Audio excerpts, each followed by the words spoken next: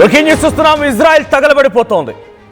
ఈ మధ్య కాలంలో ఇరాన్ ఇజ్రాయెల్ పై డైరెక్ట్ అటాక్ చేసిన సందర్భం లేదు. ప్రాక్సీ దేశాలపైన అటాక్ ని కూడా చాలా తీవ్రంగా ఖండించింది, కానీ డైరెక్ట్ అటాక్ ఇప్పుడు కూడా చేయలేదు. కానీ నిన్న రాత్రి నుంచి ఇజ్రాయెల్ పైన భయంకరమైనటువంటి మిసైల్స్ తో ఇరాన్ అటాక్ మనం చూస్తూ ఉన్నాం. ఒకసారి శబ్దాలు చూద్దాం. అక్కడ ఎటువంటి సిచ్యువేషన్ ఉంది, ఇజ్రాయెల్ నార్థర్న్ పార్ట్ ఆఫ్ ఇజ్రాయెల్లో ఎటువంటి భయంకరమైనటువంటి పరిస్థితి ఉంది. లెబనాన్ కి సమీపంగా ఉన్నటువంటి ఆ ఉత్తర భాగాన ఉన్నటువంటి ఇజ్రాయెల్ ప్రాంతాన్ని మొత్తం కూడా ఇరాన్ తన మిసైళ్ల వర్షాన్ని కురిపిస్తోంది.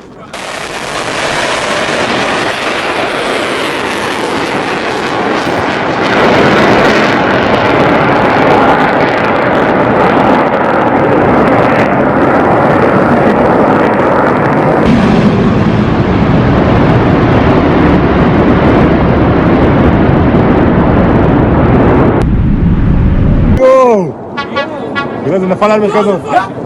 يا اخي يا ابني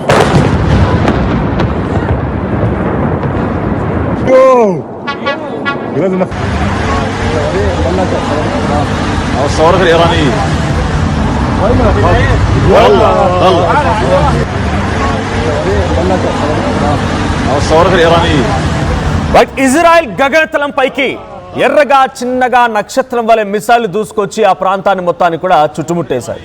ఎయిర్ రైడ్ సైరన్లు మీకు అందరూ తెలిసిందే. ఇజ్రాయెల్లో ఒకసారి యుద్ధం మొదలైంది అంటే ఎటువంటి సిచ్యువేషన్ ఉంటుందనేది వెంటనే అందరికీ సైరన్లు మోగుతూ ఉంటాయి, అలర్ట్స్ వస్తూ ఉంటాయి. వెంటనే వారంతా వెళ్ళిపోయి వాళ్ళ బిల్డింగ్ల దగ్గర ఉన్నటువంటి ఆ బంకర్లో దాక్కుంటూ ఉంటారు. బంకర్లు అనేది ఎలా ఉంటుంది అని డీటెయిల్గా మీకు ఇప్పటికీ ఆర్టీవీ చూపించింది. అయితే ఆ ఎయిర్ రైడ్ సైరన్లు మొత్తం కూడా ఇరాన్ ఇజ్రాయెల్పై అటాక్ చేస్తుండగా మోగడం, ఇజ్రాయెల్లో ఉన్నటువంటి జనం ఒక్కసారిగా షాక్కు గురవడం. ఎందుకంటే ఫిబ్రవరి 28 అలీ ఖమేనీ చనిపోయారు.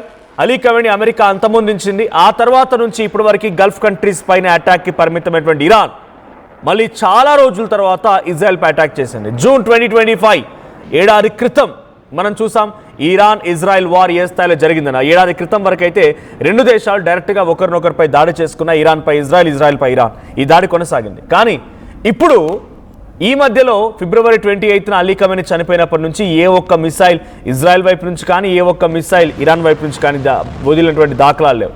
అటు ఇజ్రాయెల్ కూడా అమెరికా ఏరి చెప్తే అదే. ఈ వార్ మొత్తంలో ఇజ్రాయెల్ కంటే కూడా అమెరికాని కీలకమైపోయి అమెరికాని ఇరాన్పై అటాక్ చేస్తున్న తన సిచ్యువేషన్ కనబడుతోంది. అయితే నిన్న రాత్రి నార్త్ ఇజ్రాయెల్ పైన 20 మిసైళ్లతో మెరుపు దాడి చేసింది ఇరాన్.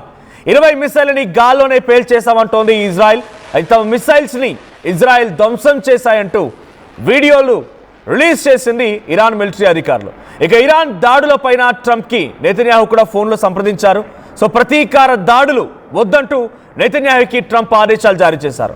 సో అంటే ఆల్రెడీ దాడి జరిగింది కదా, నువ్వు ప్రతీకార దాడి చేయకనట్టుగా ట్రంప్ నెతన్యాహుకి వద్దని చెప్పారంట. Hold on, don't retaliate, hold on. ఇది డొనాల్డ్ ట్రంప్ నుంచి నెతన్యాహుకు వచ్చినటువంటి ఫోన్ కాల్.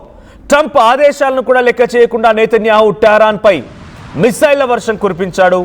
సో ఇప్పుడు ఏప్రిల్ 8న జరిగినటువంటి తాత్కాలిక కాల్పుల విరమణ ఒప్పందం తర్వాత మొదటిసారి ఇజ్రాయెల్పై ఇరాన్ దాడి చేసింది.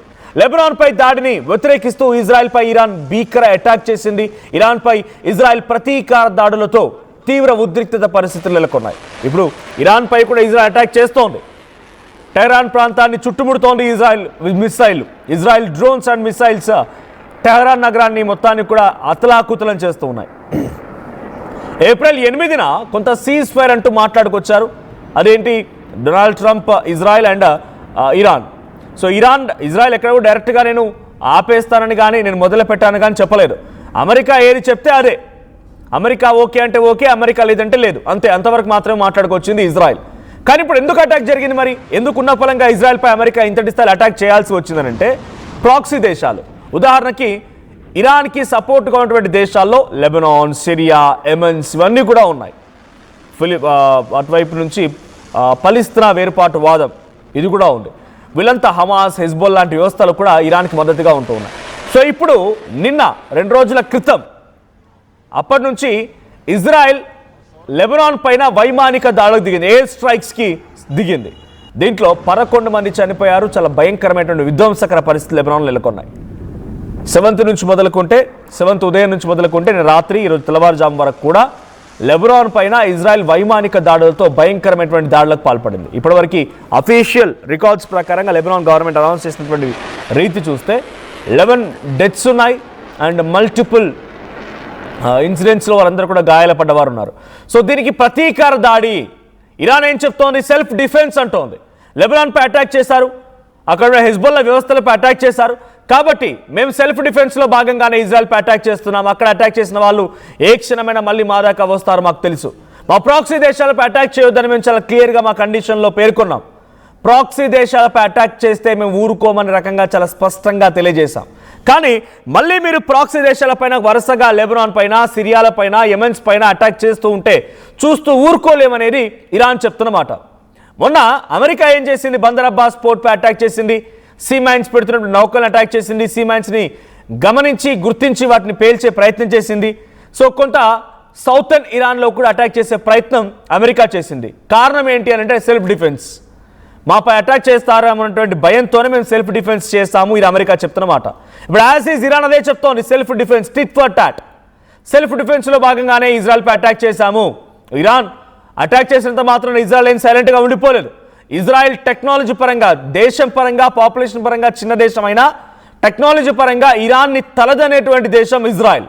సో ఇప్పుడు నెతన్యాహుకి ట్రంప్ కూడా కాల్ చేశారు, నీ దగ్గర మిసైల్ వచ్చాయి కదా, నువ్వు వాటిని గగనతలంలో పేల్చేసావు, నీ దగ్గర మరణాలు ఏం లేవు, సరే ఉంటే ఉండొచ్చు ఇన్ఫ్రాస్ట్రక్చర్ డ్యామేజ్ అనేది, బిల్డింగ్సో లేకుంటే ఇతరత్ర కొన్ని సముదాయాలు కుప్పకూలి ఉండొచ్చు, కొన్ని 20కి పైగా మిసైల్ వచ్చి దాడి చేశాయి కాబట్టి నార్థన్ పార్ట్ ఆఫ్ ఇజ్రాయెల్లో అక్కడ జరిగిన దాడికి సంబంధించి తర్వాత ఆలోచిద్దాం, కానీ ఇప్పుడు మాత్రం నువ్వు రిటిలియేట్ చేయకు, నువ్వు కౌంటర్ అటాక్ ఇవ్వకు అని డొనాల్డ్ ట్రంప్ అటు నెతన్యాహుని హెచ్చరించారట. కానీ నెతన్యాహు ఏం పట్టించుకోలేదు. నేను నాపై అటాక్ జరిగితే డెఫినెట్గా తిప్పికొట్టాల్సిందే, లేదంటే నా దేశ ప్రజల నుంచి నాకు ఇబ్బంది ఎదురవుతుంది, నువ్వు ఇష్టం వచ్చినట్టుగా అటాక్ చేయమన్నప్పుడు అలా చేయాలి, వద్దన్నప్పుడు ఆగే ప్రసక్తి లేదన్నట్టుగా నెతన్యాహు డొనాల్డ్ ట్రంప్ యొక్క మాటల్ని కూడా పక్కన పెట్టేసి ఆయన ఇరాన్పై అటాక్ చేయడం మొదలుపెట్టాడు. టెహరాన్ నగరాన్ని ఇప్పుడు మిసైళ్ల వర్షం మోతమోగుతోంది. మిసైల్ భారీ శబ్దాలు టెహరాన్ నగరాన్ని ఇప్పుడు వణికిస్తున్నట్టు తెలుస్తుంది. ఒకసారి మళ్ళీ ఇరాన్పై Israel attack and Israel counter attack ఒకసారి విజువల్ చూద్దాం.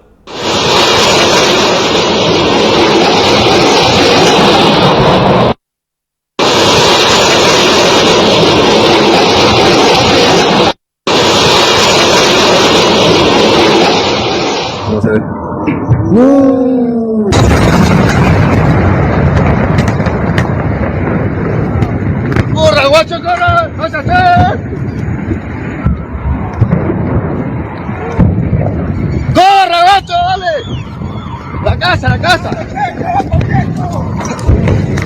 ¡Bajo techo, corre!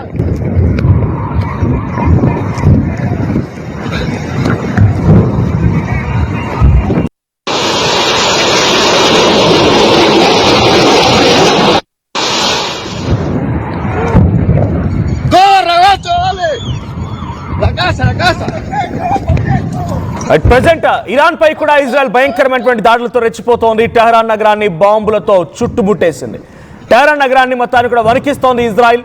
So Israel పైన పడేటటువంటి అంటే వచ్చినటువంటి ఆ మిసైళ్ల వర్షాన్ని ఇజ్రాయెల్ సమర్థవంతంగా తిప్పికొట్టింది. ఏ ఒక్కదాన్ని కూడా ఇజ్రాయెల్ నేలపై పడనివ్వకుండా అడ్డుకున్నామని ఇజ్రాయెల్ చెప్తోంది. కానీ మేము సెల్ఫ్ డిఫెన్స్ లో భాగంగా మాత్రమే చేశాము, ఇది ఇరాన్ వైపు నుంచి వినిపిస్తున్నమాట. లెబనాన్ పై అటాక్ చేశారు, లెబనాన్ పై వైమానిక దాడులకు పాల్పడ్డారు, లెబనాన్ కు మద్దతుగా ఉన్నాము. లెబనాన్ పై అటాక్ ని డెఫినెట్ గా ఈ సీజ్ ఫైర్ అగ్రిమెంట్ ని, అండర్స్టాండింగ్ ని మేము బ్రేక్ చేసినట్టుగానే భావిస్తాము. ఏప్రిల్ 8వ తేదీన ఒకరిపై ఒకరు పరస్పరంగా కొన్ని కండిషన్స్ పెట్టుకున్నారు. ఇరాన్కి అమెరికా కండిషన్స్ ఇస్తే అమెరికాకి ఇరాన్ కండిషన్స్ ఇచ్చింది. అయితే ఇక్కడ ఇజ్రాయెల్ అమెరికా ఏ కండిషన్స్కి అయితే ఒప్పుకుంటుందో ఆ కండిషన్స్ ఇజ్రాయెల్ కూడా వర్తిస్తాయి. ప్రాక్సీ దేశాలపై అటాక్ చేయకూడదు, ఫారెన్ రిజర్వ్స్ ని హోల్డ్ చేయకూడదు, ఇవి రెండు చాలా కీలకమైనటువంటి ఇరాన్ పెట్టిన కండిషన్స్. సో ప్రాక్సీ దేశాలు అంటే లెబనాన్, సిరియా, యెమెన్ ఇవన్నీ కూడా ప్రాక్సీ దేశాలుగా ఇరాన్ భావిస్తోంది. కాబట్టి ఈ ప్రాక్సీ దేశాలపై అటాక్ ని మాపై అటాక్ గా భావిస్తామని చెప్పి గతంలోనే ఇరాన్ నొక్కిపెట్టి మరీ చెప్పింది. అయినా కూడా ఇజ్రాయెల్ వినిపించుకోకుండా లెబనాన్లో వైమానిక దాడులకి దిగడమే ఇప్పుడు ఇరాన్ మళ్ళీ డైరెక్ట్గా ఇజ్రాయెల్పై అటాక్ చేయడానికి కారణమైంది. సో ఈ మధ్య కాలంలో ఫిబ్రవరి 28 నుంచి ఈ రోజు వరకు ఎక్కడ కూడా డైరెక్ట్గా ఇరాన్ ఇజ్రాయెల్పై అటాక్ చేసిన దాఖలాలు లేవు. ఇరాన్ ఎప్పుడు కూడా ఇజ్రాయెల్పై అటాక్ చేయలేదు. డ్యూరింగ్ 2025 జూన్ ఆ నెలలో ఒక ఏడాది క్రితం ఈ దాడులు జరిగాయి, కానీ ఈ మధ్య కాలంలో ఎక్కడ కూడా ఈ డైరెక్ట్ అటాక్ అనేది లేదు. మరి ఇప్పుడు ఎందుకు డైరెక్ట్ అటాక్ చేయాల్సి వచ్చిందంటే కేవలం సెల్ఫ్ డిఫెన్సే ఇది ఇరాన్ చెప్తున్నమాట. ఇరాన్పై కూడా ఇజ్రాయెల్ భయంకరమైనటువంటి దాడులతో టెహరాన్ నగరాన్ని చుట్టుముట్టేసింది. టెహరాన్ నగరం మొత్తం కూడా ఇప్పుడు మిసైల్ వర్షం ఎదుర్కొంటోంది. భారీ శబ్దాలతో టెహరాన్ ప్రజలు ఇరాన్ దేశస్తులు మొత్తం కూడా అల్లకల్లోలం అయిపోతున్నారు. సో టిట్ ఫర్ టాట్ అని చెప్పాలి. అమెరికా మొన్న బందర్ అబ్బాస్ పోర్ట్ పై near by strait of Hormuz ఉన్నటువంటి ఆ బందర్ అబ్బాస్ పోర్ట్ పైన కొన్ని సమీపమైనటువంటి సీమైన్స్ ఏర్పాటు చేసిన నౌకల పైన అటాక్ చేసి ఐఆర్జీసీ కమాండెంట్స్ ఆ బేస్ని కుప్పగూల్చే ప్రయత్నం అమెరికా చేసింది. ఎందుకు ఈ అటాక్ చేశారు? నో, అటువైపు నుంచి ఎటువంటి రిటిలియేషన్ లేదు, యుద్ధం జరగడం లేదు కదా అని అమెరికా అడిగినప్పుడు ఇట్స్ సెల్ఫ్ డిఫెన్స్లో భాగంగానే మేము అటాక్ చేస్తామని అమెరికా చెప్పుకొచ్చింది. ఇప్పుడు ఇరాన్ చెప్తోంది ఇట్స్ సెల్ఫ్ డిఫెన్స్, లెబనాన్పై అటాక్ జరుగుతుంది కాబట్టి రేపటి రోజున మాపై కూడా అటాక్ జరిగే అవకాశం ఉందనే నేపథ్యంలోనే మేము కూడా సెల్ఫ్ డిఫెన్స్ చేస్తూ ఇజ్రాయెల్పై అటాక్ చేస్తామని ఇరాన్ చెప్తున్నమాట. ఏదేం జరిగినా ఇజ్రాయెల్ పైన 20 మిసైళ్లు కొన్ని గంటల వ్యవధిలోనే రాత్రంతా మిసైల్ వర్షం కురిసింది. అక్కడి నార్థన్ పార్ట్ ఆఫ్ ఇజ్రాయెల్, ఉత్తర భాగమైనటువంటి ఇజ్రాయెల్, అది లెబనాన్కి బార్డర్ షేరింగ్ ప్రాంతం. సో నార్థన్ పార్ట్ ఆఫ్ ఇజ్రాయెల్లో భయంకరమైనటువంటి మిసైల్ కురవడంతో పబ్లిక్ అంతా ఒక్కసారిగా అలర్ట్ అయ్యారు. టెల్ అవీవ్ ప్రాంతం మొత్తం కూడా ఇప్పుడు ఆ చుట్టూనటువంటి కొన్ని కీలకమైన ఇన్ఫ్రాస్ట్రక్చర్ కూడా దెబ్బతిన్నట్టు తెలుస్తోంది.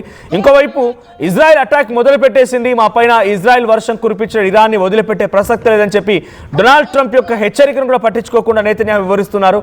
సో నెతన్యాహుకి డొనాల్డ్ ట్రంప్ కాల్ చేసినట్టు తెలుస్తోంది. ఆయన డైరెక్ట్గా మీరు యుద్ధానికి ఇప్పుడే రెటిలియేట్ చేస్తూ మిసైల్ అని మళ్ళీ కౌంటర్ అటాక్ దిగకండి, కౌంటర్ అటాక్ దిగడం మూలంగా ఈ సీజ్ ఫర్ అండర్స్టాండింగ్ అనేది బ్రేక్ అవుతుంది.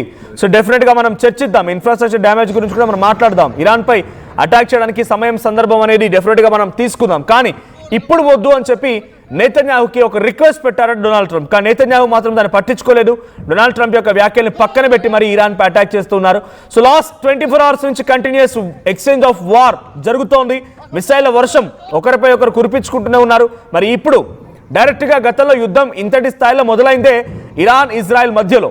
ఇజ్రాయెల్ ముందుగా ఇరాన్పై అటాక్ చేయడం, ఇరాన్ దాన్ని తిప్పికొట్టడం, ఇవన్నీ కూడా అక్కడి నుంచి మొదలైనటువంటి యుద్ధం ఈరోజు ఏడాది పాటుగా కొనసాగుతూనే ఉంది. ఇంకా ఈ భయంకరమైన యుద్ధం కొనసాగే అవకాశం కూడా ఉంది. మళ్ళీ ఈ రెండు దేశాల మధ్య వార్ ఎక్స్చేంజ్ జరుగుతోంది అని అంటే డెఫినెట్గా యుద్ధం మరింతగా రెట్టింపై అవకాశం కనబడుతోంది. సో ఒక్కరోజు రాత్రి అక్కడ యుద్ధం ఆ రకంగా మిసైల్ ఎక్స్చేంజ్ జరిగిందో లేదో అంతలోనే $3 మేర క్రూడ్ ఆయిల్ ధర పెరిగిపోయింది. సో అమాంతంగా $100 వరకు చేరుకుంది క్రూడ్ ఆయిల్ ధర. సో ఇది ఇంకా అమాంతంగా పెరిగే అవకాశం ఉంది. అక్కడ విమానాలు రద్దవుతున్నాయి, చాలామంది ప్రయాణికులు ఇబ్బందులు పడుతున్నారు.